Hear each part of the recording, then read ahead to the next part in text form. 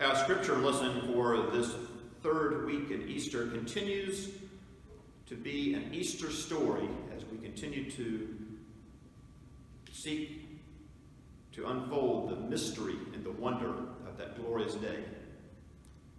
Listen now to Luke chapter 24, verses 13 through 31. Now that same day, two of them were going to a village called Emmaus, about 7 miles from Jerusalem.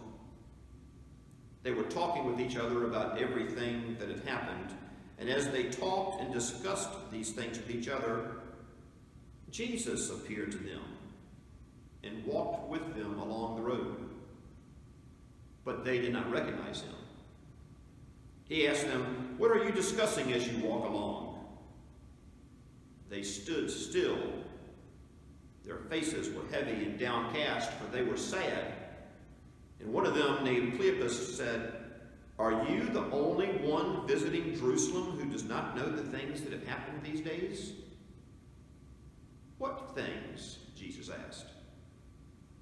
"Well, about Jesus of Nazareth," he replied. "He was a prophet, powerful in the world, indeed before God and all people. The chief priests and the rulers handed him over to be sentenced to death, and they crucified him. But we had hoped that he was the one who was going to redeem Israel. And what is more, it is the third day since all of this took place." In addition, some of the women were amazed about this. They went to the tomb early this morning, but they did not find the body. They came and told us that they'd seen a vision of angels and said he was alive. Some of our companions went to the tomb and found it just as the women said, but they did not see Jesus. And then the Christ said to them, "How foolish you are, and how slow to believe. Did not the Messiah say he was going to have to suffer these things and to enter into his glory?" And then, beginning with Moses and the prophets, Jesus explained to them all that the scriptures said concerning him. As they approached the village to which they were going, Jesus indicated as if he were going on further. But they urged him strongly, saying, "Stay with us, for it is nearly evening. The day is almost over." So he went in to stay with them. When he was at the table with them, he took bread. He gave thanks. He broke it and began to give it to them.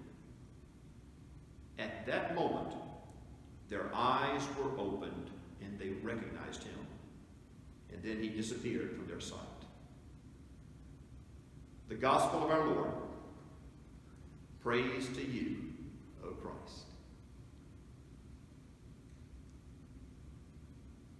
Most of us are familiar with Robert Frost's poem, "The Road Not Taken." "Two roads diverged in a yellow wood, and sorry I could not travel both. And be one traveler long I stood, and looked down only as far as I could to where it bent into the undergrowth. Then took I the other, just as fair and perhaps the better claim. But it was grassy and wanted wear, though as if passing there had worn it already the same. I shall be telling this with a sigh, somewhere ages and ages hence. Two roads diverged in a woods, and I took the one less traveled by, and that has made all the difference." He took the road less traveled. But these two disciples in our passage today, they took the other road, the one that Frost did not take in his poem. They took the road well traveled. And so are we today. Most of us have walked the road to Emmaus. Oh, I don't mean that we've actually been there and actually walked that 6.5 to 7 mile trek from Jerusalem to the village that the writer gives that name. But most of us, at some time or another, have found ourselves on the same road that the disciples walked today. For you see, the road to Emmaus, the road that is well traveled, is for us that familiar road of loss and grief. It's the road of disappointment. It's the road of hopelessness and haplessness. So familiar are we with that road that we can almost hear these two characters talking and maybe arguing as they go along about what had happened. What on earth has happened? Jesus was supposed to be the Messiah. He was supposed to be the one to lead the Liberate Israel movement. He was the one who was going to free those from confinement and oppression. He was the one who was going to restore the relationship of God with God's people. And then everything was going to be all right. But now Jesus was gone. And everything was not all right. Everything was very, very different. All hope was gone. Cleopas said in verse 21, we had hoped. We had hoped. We had hoped that he was going to establish a new government. We had hoped that he was going to free us. Today we say the same thing. We had hoped. We had hoped that this virus would be over with in 2 weeks and we'd be back in church. We had hoped it wouldn't make many people sick. We had hoped it wouldn't affect our economy. We would hope it would be nothing more than a little interruption. We had hoped. For the disciples, we had hoped. They had hoped that the virus of the Roman Empire was going to be eliminated. But it was still there, still inflicting pain and hardship on the people. This is where we find the disciples in our reading today, walking along that well-trodden road to Emmaus. Everything that they had believed in, everything that they had hoped for, everything that seems to have been promised to them had been nailed to a tree, had died right before their eyes, dead, buried, and sealed up. And now, they were just leaving it all behind, taking the well-traveled road to Emmaus, to escape from the memories of how things used to be. And today, we join them on that road. The road to Emmaus is a road that is familiar to us because it is the road of loss and grief. It's the road of fear and anxiety and disappointment and disillusionment.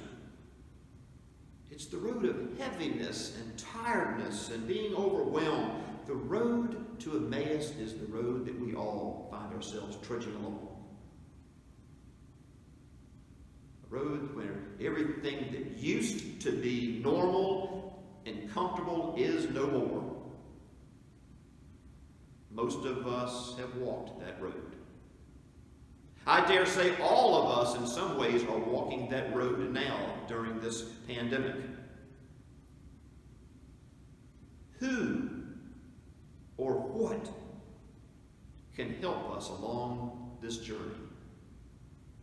Who or what can lead us from our dismay and our dread to help return hope to us?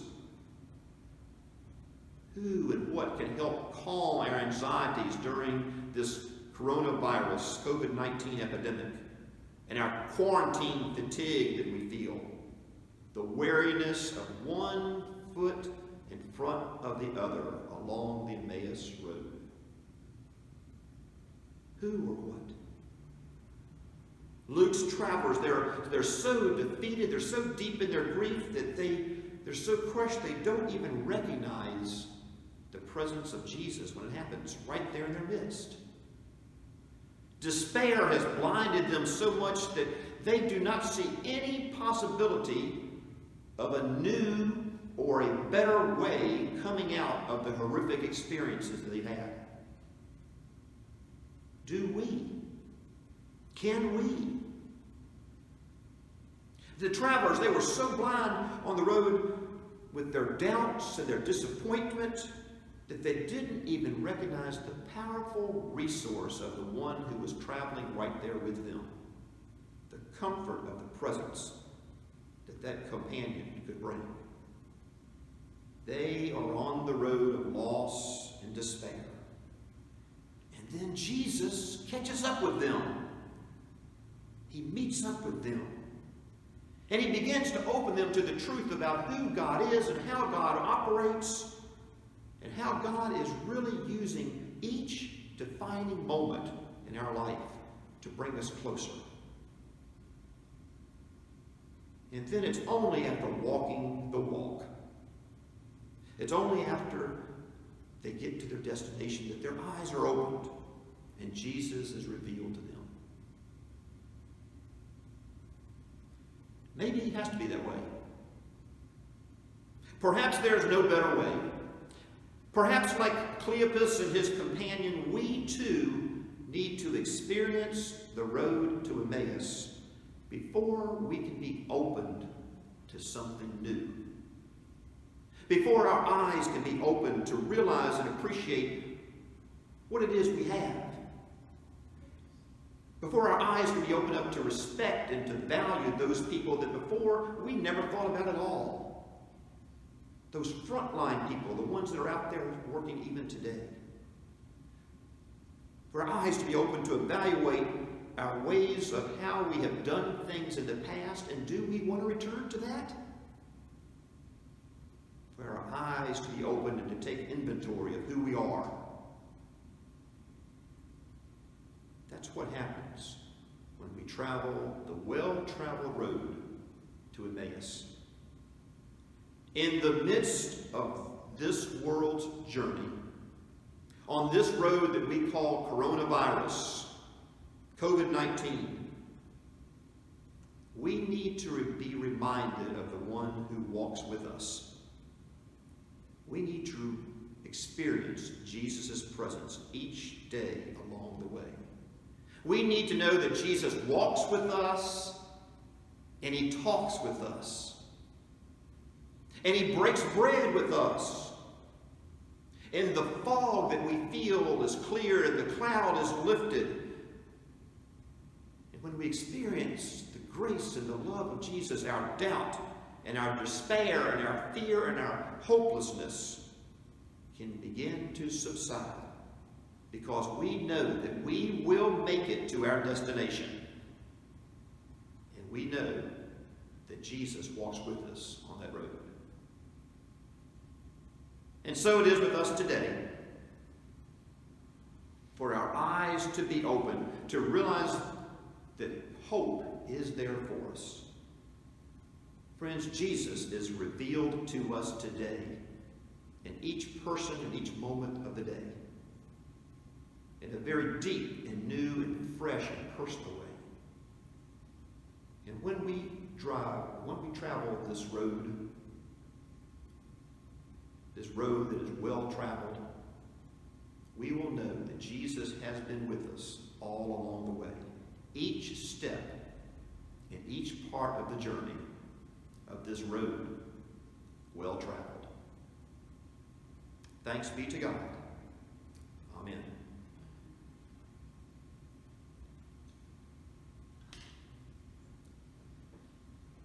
Indeed, friends, there are lessons to be learned from the story of Jesus and Cleopas and his companion as they endure and experience the road to Emmaus.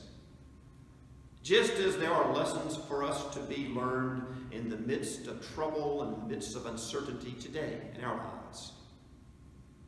Lessons to be learned in the midst of these strange and challenging days. Lessons such as, what are our priorities? what's most important to us. Lessons about learning to share with people that we have never thought of before, those that are in need today. Lessons of generosity. Learning that